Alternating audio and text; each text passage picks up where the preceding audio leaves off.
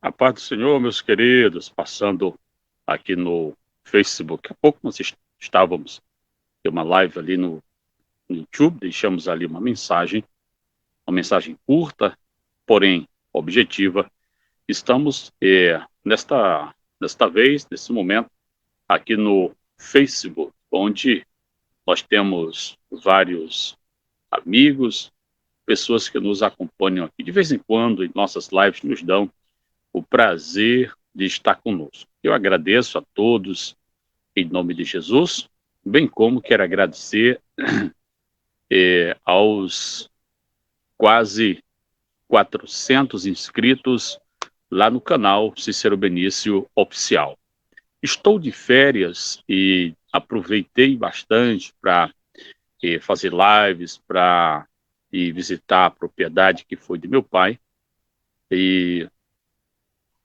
E agora, nesse momento, estou aqui. Hoje é sexta-feira, 29, se não me engano, de janeiro. O mês de janeiro está pintando aí. Mas eu quero falar rapidinho aqui sobre o estresse de Elias. Elias é considerado o representante dos profetas no Antigo Testamento. Elias foi um homem que Deus usou grandemente para fazer a diferença. Elias não era um profeta qualquer, não. Elias não era como os profetas de Baal.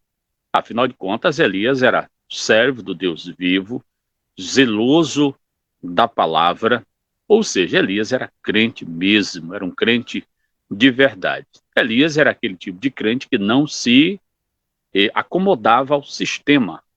Note, Elias não se conformava com o sistema. Até parece que ele havia lido Romanos 12:2. Romanos 12:2 não havia sido escrito até então. Só quero fazer a inferência em que a Bíblia vai nos dizer: e não vos conformeis com este mundo, mas renovai-vos pela renovação do vosso entendimento. Então Elias, ele não se acomodou, Elias, ele não se moldou, não deixar ser moldado pelo sistema, mas em um momento de muita dificuldade, de muita batalha, para que ele pudesse adentrar o sistema, para que ele pudesse fazer parte do sistema, para que ele pudesse se render ao sistema corrupto que havia sido instalado em Israel.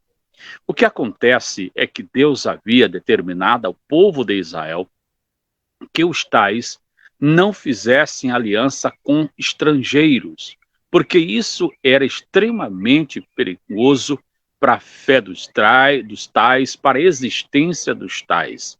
Pois bem, quando, por exemplo, Deus quis criar um povo para deste povo trazer a salvação através da pessoa de Cristo, lá em Gênesis capítulo 12,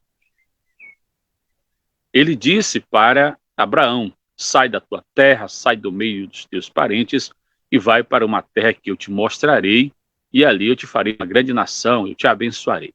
Então nós vemos Deus tirando a pessoa do meio perverso em que ela vive e levando a um outro lugar em que a pessoa ali seria verdadeiramente uma bênção nas mãos do Todo-Poderoso.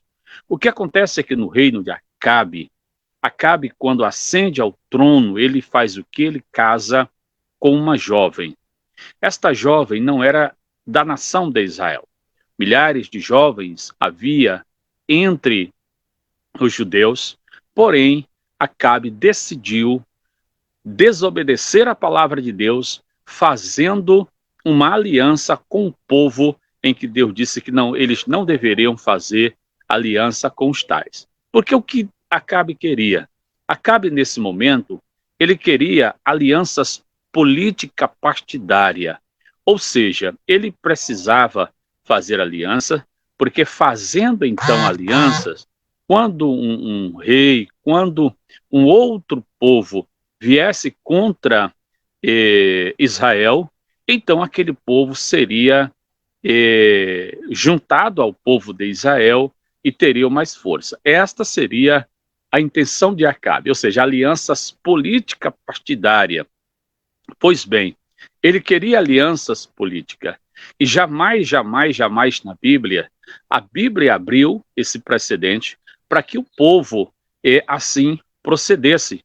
Então, Acabe, ele abre mão da palavra de Deus, ele abre mão da vontade de Deus para estabelecer um precedente segundo a vontade dele, abandonando a Deus, abandonando a segurança que Deus promove aos seus escolhidos. Ou seja, Acabe preferiu confiar no homem, esperar no homem, a esperar, tá? Que esperar no próprio Deus. Então ele casa com uma mulher chamada Jezabel, de um outro povo, e quando aquela mulher veio habitar em Samaria como rainha, ela trouxe consigo os seus deuses, porque ali o Deus ao qual ela cultuava era o chamado Baal. Então havia o Baal e havia a Azera. Era uma espécie de casal de deuses. Ela cria nisso, ela cultuava isso. Mais do que isso, ela promovia o culto a Baal e o culto a Azera. Ela se tornou rainha, e já era sacerdotisa de Baal e Azera, e também a prostituta Mor. Por que, então, a prostituta Mor? Porque o culto de Baal era regado na base do sexo. Eles diziam que tinha que fazer sexo ali próximo a Baal, próximo ao altar de Baal, porque estimularia Baal a manter sexo com Azera, de modo que o seme seria, portanto, a chuva. O doador, então os dois, a relação deles iria trazer o quê? A chuva. E Baal ali, com a outra entidade, seriam os doadores da chuva. Então este culto ao Deus que não é o Deus de Israel, ele é disseminado, ele é incentivado, patrocinado entre o povo de Israel, a ponto de os sacerdotes do Deus Todo-Poderoso serem aniquilados, serem mortos. Só para você ter uma ideia, o estabelecimento do altar de Baal entre os filhos de Israel culminou com a destruição do altar de Deus. Ou seja, não podemos servir a Deus e levantar um outro altar, porque se levantarmos um segundo altar, aquele primeiro certamente será destruído.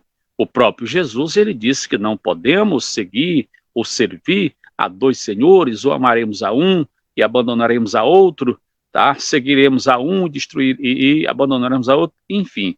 Pois bem, então eles foram matando os sacerdotes, eles foram matando os profetas, eles acabaram com o altar do Senhor, de modo que o povo se curvava diante de Baal, se inclinava diante de Baal e abandonava a Deus. Já outros pregavam que era possível, eu acho isso perigoso, era possível servir a Deus e servir também a Baal. Havia também esta colocação: você pode servir a Deus, você pode servir a Baal. Semelhante a hoje, a pessoa diz: você pode ser crente, mas você pode ser assim também, você pode fazer isso, mas você pode. Bom, pode sim, todo mundo pode. A questão é fazer realmente a vontade de Deus. Qual é a vontade de Deus? Qual é realmente a vontade do Deus eterno? Porque deuses se mostram por aí, há muitas coisas que se apresentam, mas eu quero ver ter poder para criar os céus, criar a terra, criar esse universo maravilhoso. Eu quero ter poder de dar o seu único filho para morrer na cruz do Calvário, e ele morrer, e ao terceiro dia ter poder para ressuscitá-lo, tá? Eu quero ver. Pois bem, tá? Só existe um grande Deus aí, cujo filho é chamado de Jesus Cristo, tá bom?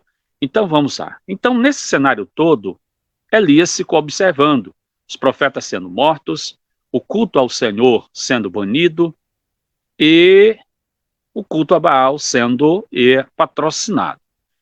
Então, o homem de Deus que não se conforma, porque o verdadeiro cristão ele não se conforma. Uma coisa é eu ser amigo de alguém, a outra coisa é eu ter comunhão com a pessoa. Talvez eu esteja falando agora para pessoas que nós somos amigos, que eu amo em Cristo Jesus, que eu respeito, mas que eu não tenho comunhão com esta pessoa, porque ter comunhão é fazer o que ela faz, é viver como ela vive. Eu respeito, porém, eu não tenho a obrigação de viver da mesma forma. Não é corona não, viu? Não é corona não. Não tenho a obrigação de viver da mesma forma. Eu preciso conhecer a Bíblia e a minha vida ser uma vida de influência para mudar a vida das pessoas, tá? Repito, preciso conhecer a Bíblia Sagrada e a minha vida ser uma vida de influência para mudar para melhor a vida das pessoas. Não vivendo como as pessoas vivem. Elias não se acomodou, Elias não se dobrou, Elias não se rendeu ao sistema. Elias não imitou os profetas de Baal, nem os profetas de Azera, tentando ganhá-los para o grande Deus. Mas ele se levanta e vai na raiz do problema.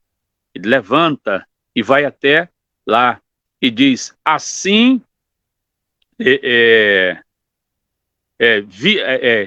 vive o Senhor Deus, tá? Vive o Senhor Deus, que nestes anos nem vai ter chuva e nem vai ter orvalho, segundo a minha palavra. O que ele está dizendo? Vocês estão dizendo que é Baal que manda chuva? Vocês estão dizendo que é Azera que manda chuva? Pois eu, Elias, estou na presença de Deus.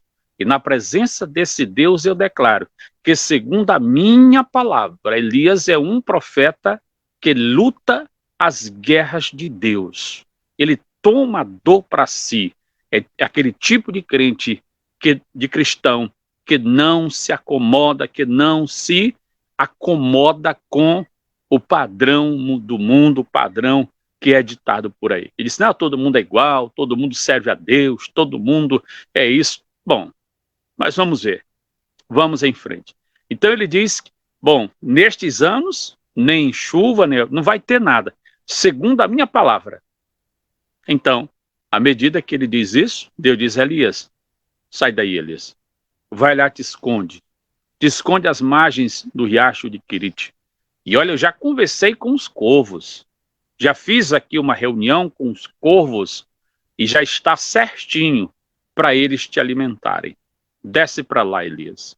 Então ele vai, amargurado, mas nós vemos como ele vai, porque ele vai decepcionado, ele quer mudança, tá? É aquele tipo de crente que não se conforma, ele quer mudança, ele quer que as coisas mudem para melhor. Mas, infelizmente, era um momento em que as trevas estavam agindo, né? Então nós vemos que ele vai, deita embaixo de um carvalhais e ali ele foge, tá? É sustentado pelo corvo. Uma coisa interessante aqui, na mesa de Jezabel, certamente, porque ela é quem mantinha, era quem patrocinava juntamente com Acabe toda a idolatria a Baal. O que acontece? Após a saída deles dali, ele vai para onde o Senhor mandou e ali ele é sustentado. A Bíblia diz que ele era sustentado com carne, que aquele corvo, que aquela ave levava até ele onde estava ali o homem de Deus. Precisou se render ao sistema? De jeito nenhum. Há pessoas que vendem a sua alma por tão pouco. O Deus que nós servimos é o Deus que nos sustenta, é o Deus que nos alimenta, é o Deus fiel. O que nós precisamos sermos de verdade é fiéis ao Senhor Deus. Não precisamos nos render ao sistema, não temos que nos entregar ao sistema, pois o sistema é maligno. Deus espera que sejamos fiéis. Mais tarde, Elias volta pela permissão de Deus,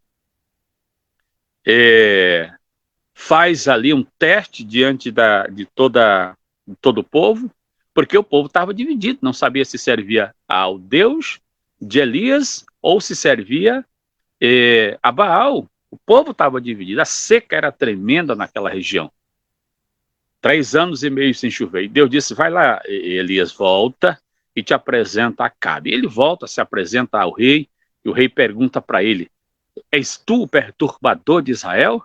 Olha aí, o rei ainda é safado ainda, desviado, um crente sem vergonha. Acabe é um tipo de crente sem vergonha, desviado, tá? E aí ele vai, ainda pergunta para o homem de Deus, é tu o perturbador de Israel?